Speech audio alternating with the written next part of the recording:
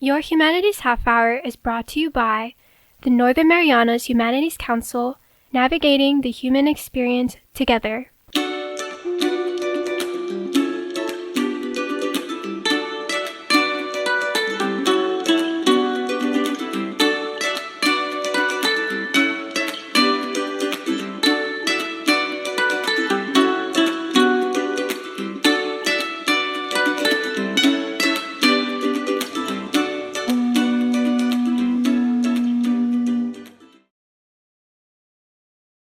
Hafade Tero, and welcome to Your Humanities Half Hour. I'm Catherine Perry, and today we are sitting down with the author of Seebees and Superforts at War, Tinian's critical role in the ultimate defeat of Japan. It's my pleasure to have back on the show the author, Don Farrell. Don? Thank you very much, Kat. Good to be back. You know what? Our community has been so blessed, and really anybody interested in World War II, with all of the effort and time and dedication you've put into these publications through the years. Why now are we focusing on Seebees and Superforts? Actually, it was just a matter of happenstance and time, right? I decided on this role of recording the history of the islands during World War II, back when I was living on Guam.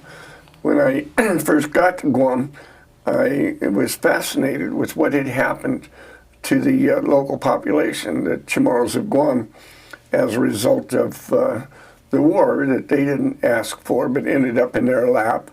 And so I discovered all of these wonderful stories that had not been told to the outside world.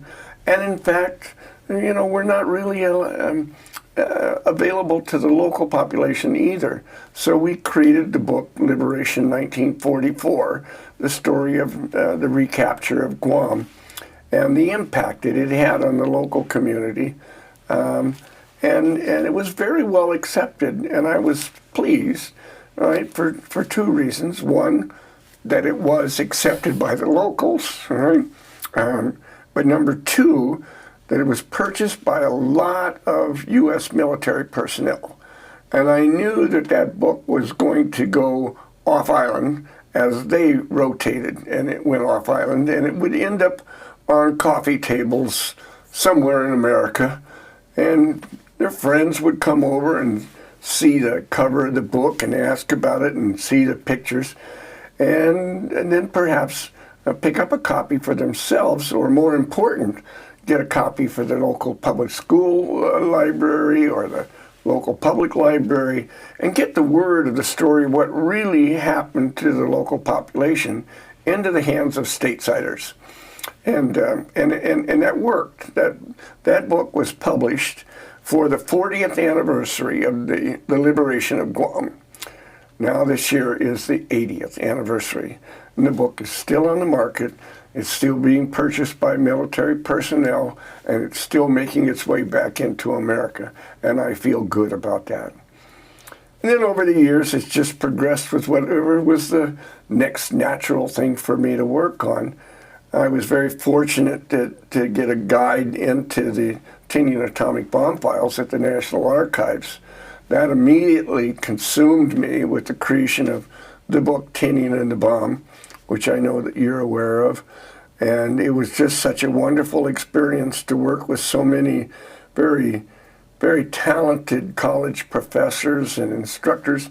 The people from Los Alamos Laboratory, everywhere I went, were quite pleased to be able to see this story finally published, right, in a format that the average American and whomever else, right, would be able to buy and read and tell the real story about how the bombs were actually assembled on the island of Tinian, and all these scientists had to take off their laboratory coats and put on army uniforms and come to Tinian and actually assembled the bombs on Tinian under combat conditions.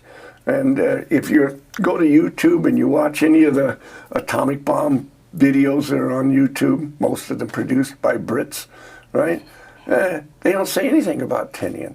It has a few video cuts, but they don't say this is Tinian, right? And everybody seems to believe that the bombs were assembled at Los Alamos and put on the Indianapolis or a plane, brought to Tinian, and then flown directly to the target, when it's so far from the truth. The real truth is that those people came to Tinian, and you're talking about coming in during the middle of the heat of the rainy season, you know, and they're coming out of 7,200 feet at Los Alamos, and then all the B-29s were operational at Northfield and Westfield, 400 B-29s flying around them all the time, and they're supposed to focus on developing an atomic bomb. Great story. I felt so good about that. But in doing that work, I realized that there was an underlying story, and that was, why Tinian? Why wasn't it done on Guam, where the big military bases were being built and there were so many military personnel? Why wasn't it done on Saipan, which was already in military hands? And so that is this story. It is the story of World War II on Tinian, beginning with the Japanese administration all the way through the end of the war. How Tinian contributed to the ultimate defeat of Japan and the end of the war. And I'm very, very pleased with it. We only got it just about a month and a half ago.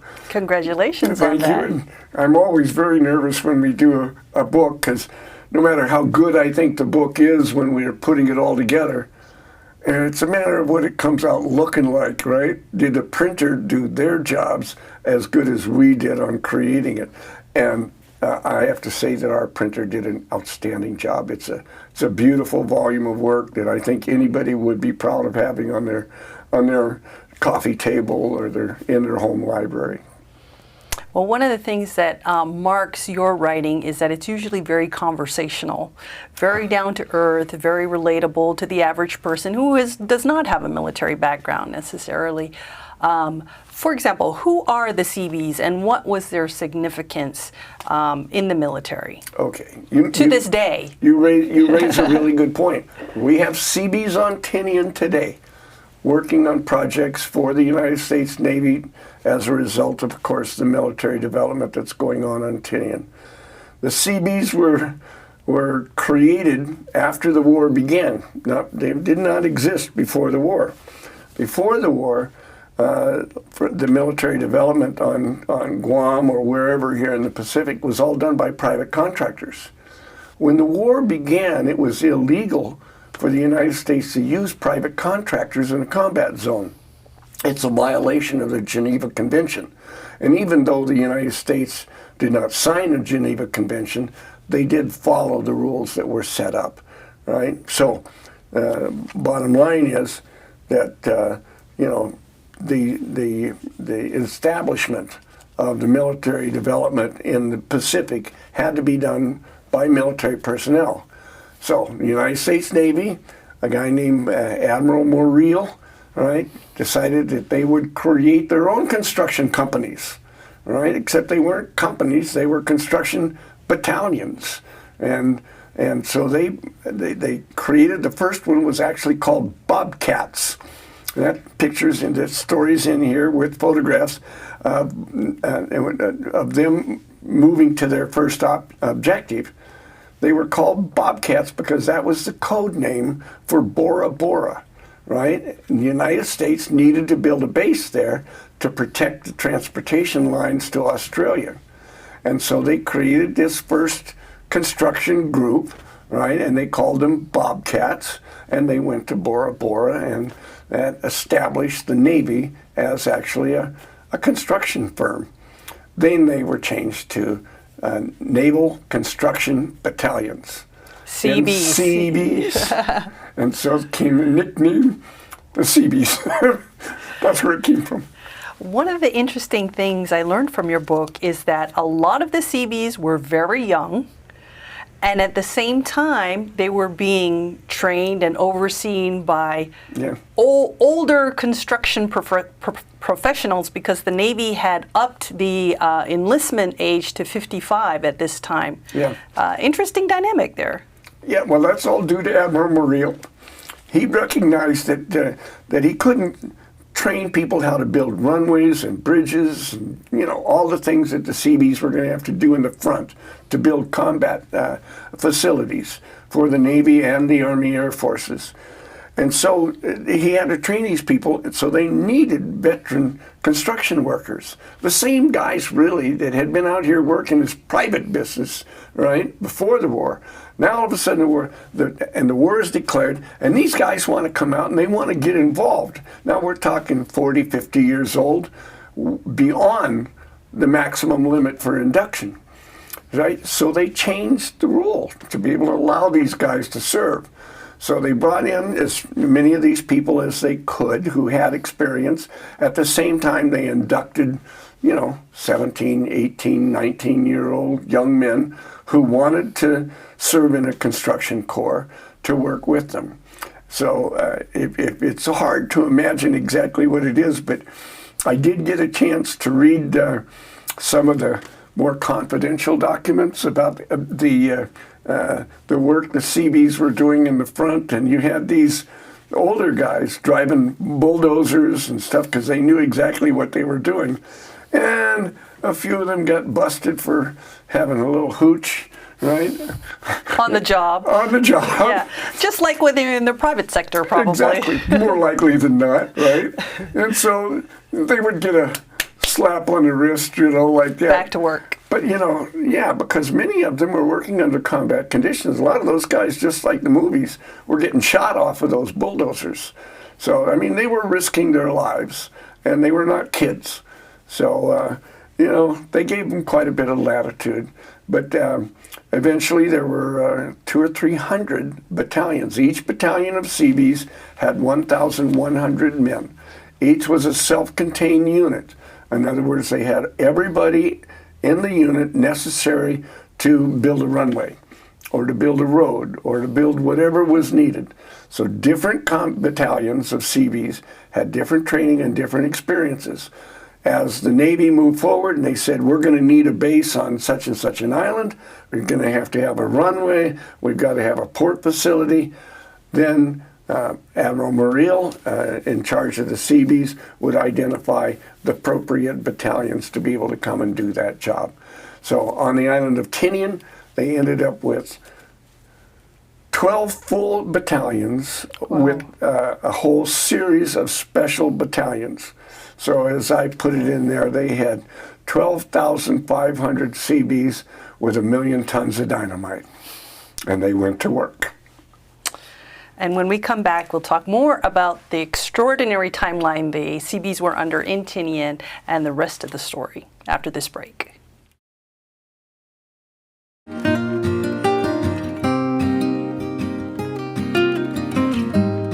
Hafaday, Zantiro. I'm Leo Pangilinan with the Northern Marianas Humanities Council. We'd like to take a moment to thank our generous sponsors who have made possible the many programs in our community like this show. We couldn't have done it without them. And if you value the work we do and would like to make a contribution to our efforts, we ask that you consider making an in-kind or cash contribution to the Northern Marianas Humanities Council. Any amount is appreciated, and donations of up to $5,000 qualify for an educational tax credit. We appreciate your partnership and support. Sidus Maasi, Olomai, and thank you.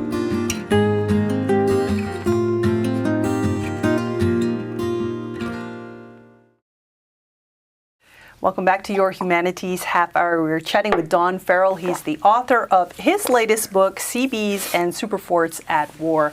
Don, during the break, we were chatting about 53 days. What was the significance of 53 days to this story? Well, the main reason that Tinian was included in Operation Forager, right, was because it was flat, relatively flat, and therefore could have 2 B-29 wings.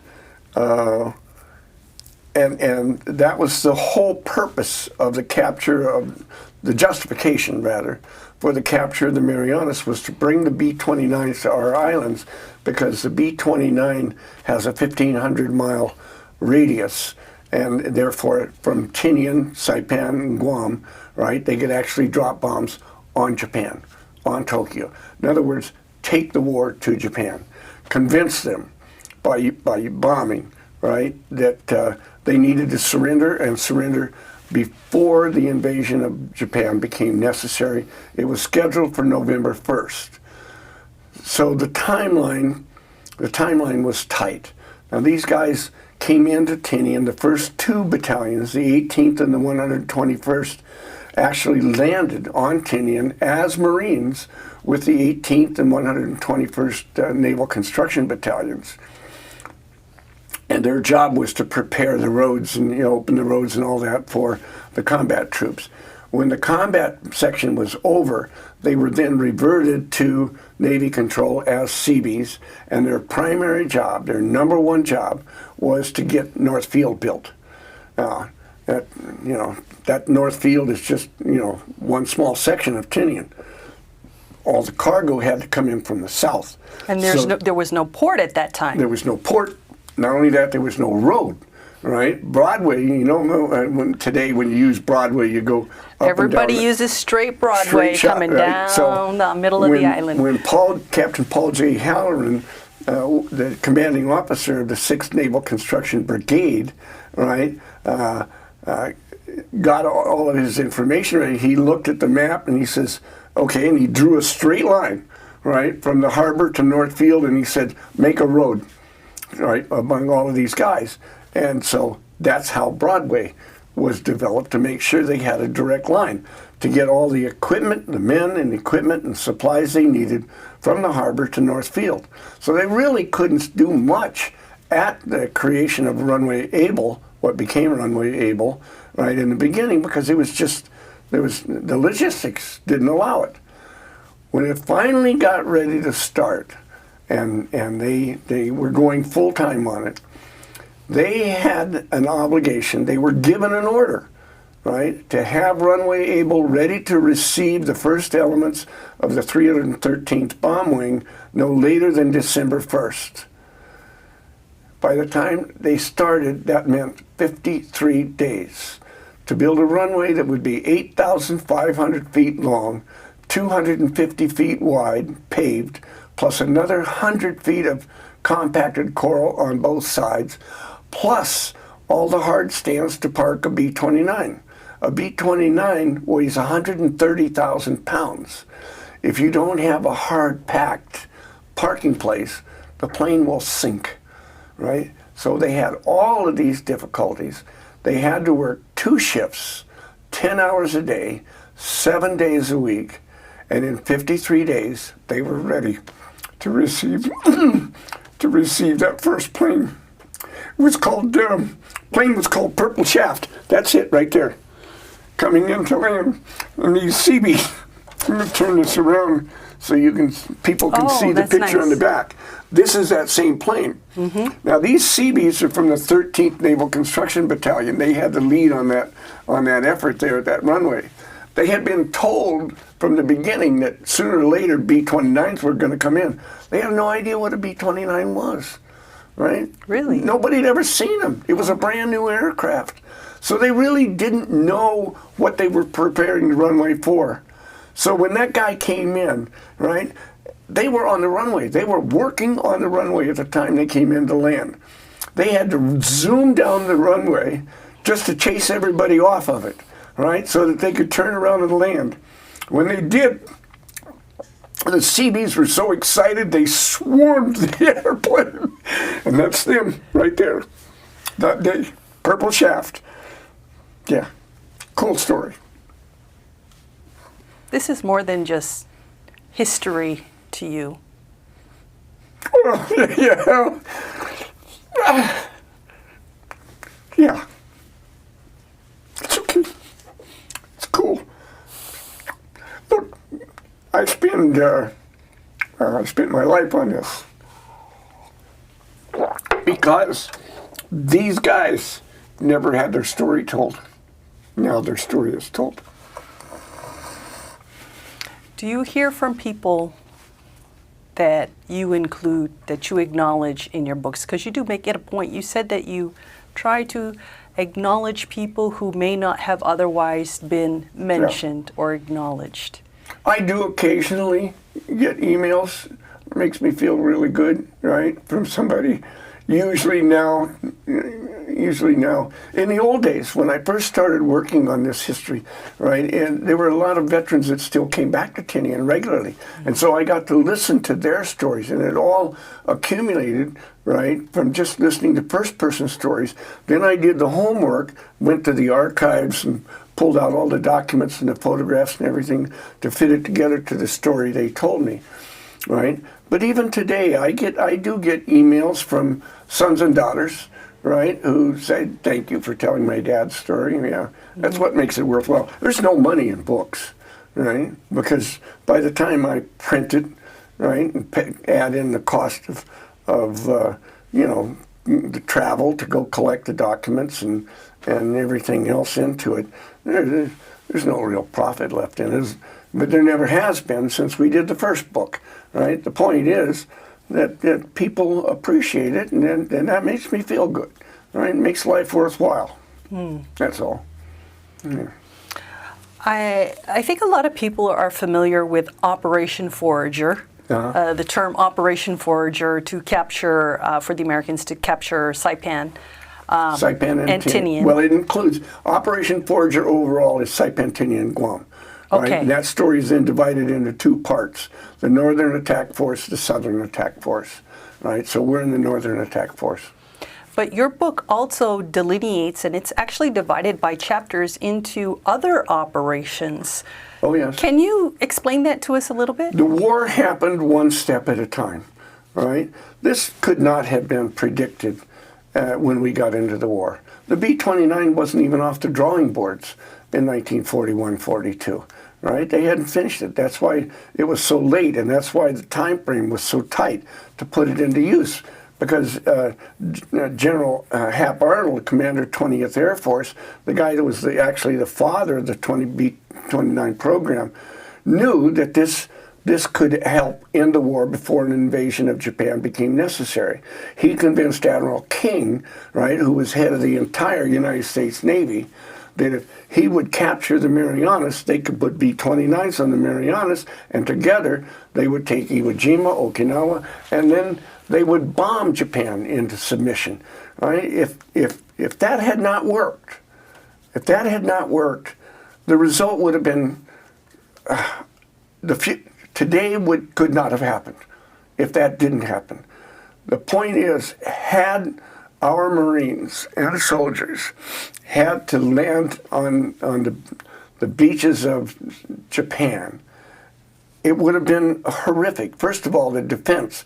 The Japanese still had 3 million men in uniform on the home islands, right? They had 10,000 kamikaze planes ready to use against us. More than that, though, the important part is, up until that time, no Japanese had ever seen an American, a Marine or a soldier. You know, if they weren't in uniform, I mean, I'm talking about civilians from the home islands, had never seen an American kill a Japanese. So by preventing this invasion, which would have forced our Marines to kill people defending their homes, from the south all the way to Tokyo, we never would have been able to establish mutual respect after the war. Today, as a result of that, today the strongest alliance in the Pacific is the U.S.-Japan alliance. And it started from day one because the Japanese did not reject our presence once the war was over and Hirohito said, it's time to quit, let's move on. Right? So he worked with General MacArthur. Together they created a new Japan. They rebuilt Japan as a significant industrial force and a close ally of the United States. So it was a result of the work that these guys did, right, to prevent the armed invasion, a horrible event that would have cost perhaps as many as 100,000 American lives, and who knows how many Japanese lives. But it also stopped the killing in China, right? The Chinese were dying like flies. Something like 30 million Chinese died during World War II, right? So it was a critical event, And it laid the groundwork for peace in the Pacific, which we've now enjoyed for the last 80 years. There would have been no tourism in the Marianas had that not happened. Had the Soviet Union gained control of northern Japan, as they did with Korea, as they did with Germany, partitioning Germany, right? There could have been no peace. And we would have never had a tourism industry, and we would have no defense today against communist incursion, right, in Asia. You live on Tinian, you drive Broadway every day, you take tours of visitors to Northfield. You also help organize memorial services at these iconic places. What can you say from your personal observation about the quality of work that was done by the Seebees 80 years ago? Oh, unbelievable, right? The fact that we can drive north on those roads, they're a little potholed now, but it's 80 years. That's quality construction. Now, the United States military did, at the beginning of the war, as they began to move forward, they limited all construction to temporary construction only, except runways, right, airfields, harbor development, like the harbor in Southern, and the roads that connect them. Those were to be permanent constructions. And so that's why we still enjoy them today. Now, it is true that the Air Force has sent Red Horse teams. That's their construction. That's the Air Force Seebees. They're called Red Horse. And they're in the process now of beginning the resurfacing of all of the runways at Northfield. So the day will come when, and they're going to do Broadway and 8th Avenue. The day will come, well, four years from now, something like that, when visitors to Tinian will be able to drive on a completely reconditioned road and enjoy the National Historic Landmark at Northfield comfortably. And it's going to be beautiful. It's going to be beautiful. Thanks to Humanities Council, CRM, HPO, all of the various everybody is participating in the recreation of Tinian. So what's in the future for you? Do you have any more books under your belt? Yes. You know, I started the Pictorial History of Guam series when I was living on Guam. I lived from Guam from 77 to 87. So I wrote pictorial history. This is coffee table format, right? Okay. It's not technical like this, right? The Americanization of Guam, 1898 to 1918, bringing the word of America, right? And providing a transition base between Hawaii and the Philippines. And then the sacrifice of Guam, the decision by the United States not to develop Guam into Fortress Guam, but to allow the Japanese to take it whenever they were ready. And then liberation of Guam, the recapture of the island. But I never did the fourth volume, and that is the reconstruction of Guam. Now that is really two stories at once, as most war stories are, because one, you have the physical reconstruction of all of the bases that are on Guam today. But you also have the reconstruction of the political status of Guam, the fight for citizenship and self-government. So I have to tell two completely different stories at the same time. The usual balance that I have to go through in everything we write out here. How to present the military perspective fairly to the military who were acting under orders from Washington, D.C., and at the same time adequately tell the story of the Chamorro fight for citizenship and self-government. We look forward to it. Oh, I think everybody will enjoy that one. Timeline? Where can people find this book if they're interested? It's at American Memorial Park Visitor Center and what do they call it? Marianas Creations. Okay, in Garapan, Saipan. Is it available online? It will be. We're working on it. Unfortunately, Amazon is not too enthusiastic about doing business with the territories. If you've ever ordered anything online, you know how they come up with that little thing and you pick which state, right? Sometimes you can't find us. There is no Northern Marianas on the list, right? So we're working on it. It'll get there. Thank you for sharing today. Any final thoughts before we go? No, I just would ask those who have the desire, right? And you wanna know the truth of what really happened during World War II, comprehensively about the Japanese administration of the Northern Marianas. That's first chapter 1, yeah. Chapter 1, right? And so it is localized, right? But also, perhaps, pick up a copy and mail it to a friend back home and let America know about our history. Very good. Good tip. Good idea.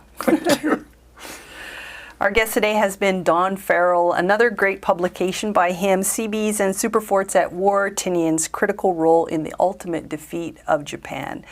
This has been your Humanities Half Hour. I'm Catherine Perry.